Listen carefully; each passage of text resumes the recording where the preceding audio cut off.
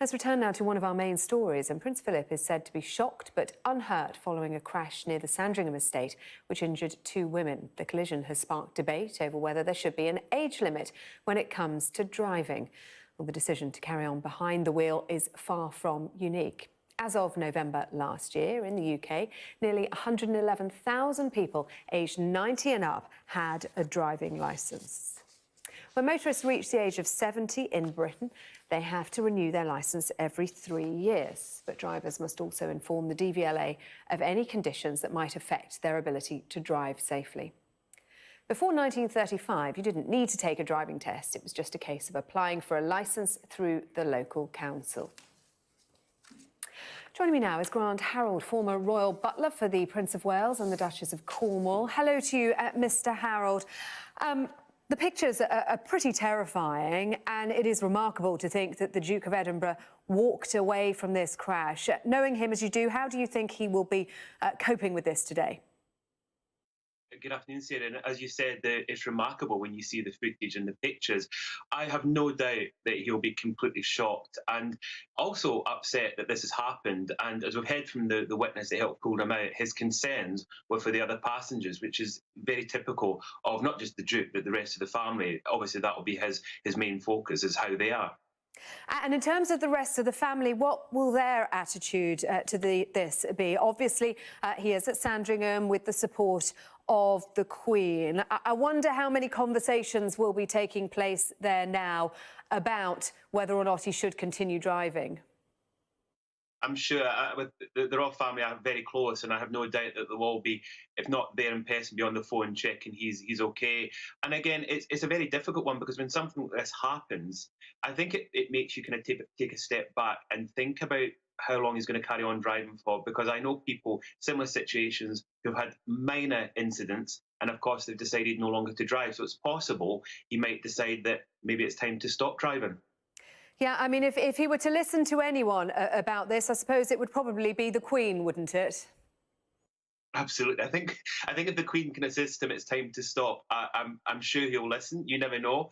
I think obviously it's a safety thing as well, because I think now this has happened, I have no doubt that it will make him think twice.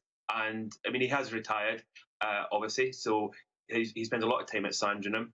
And I'm sure that if this is part of what he'll have to do, then he will. And the reality is, obviously, he'll then need other people to drive him or somebody to drive him around. But that's the reality if he takes that decision. It's a decision that older drivers go through. When is the right time to give up? And for many people, of course, it's a decision that involves their freedom, their independence, their mobility. Not so much the case with the Duke of Edinburgh, because there are plenty of people who are able to drive him. Why do you think he has been so keen to continue driving for so long? Because he's somebody that he likes people to do his own thing. He doesn't like to rely on people, which is really nice to have witnessed that. So even though people will say, oh, there's an army of staff, but the reality is they like doing things themselves. So of course he wants to get in the car and be able to drive wherever he wants to go. Now this has happened, then he might need to rely on one of the drivers or a chauffeur or somebody to get him from A to B. And it does take away your freedom, because again, we know lots of people of a similar age or in their 80s, possibly even a bit younger, who have decided it's time to stop driving, and they do lose a lot of their freedom, their independence, because of that big decision.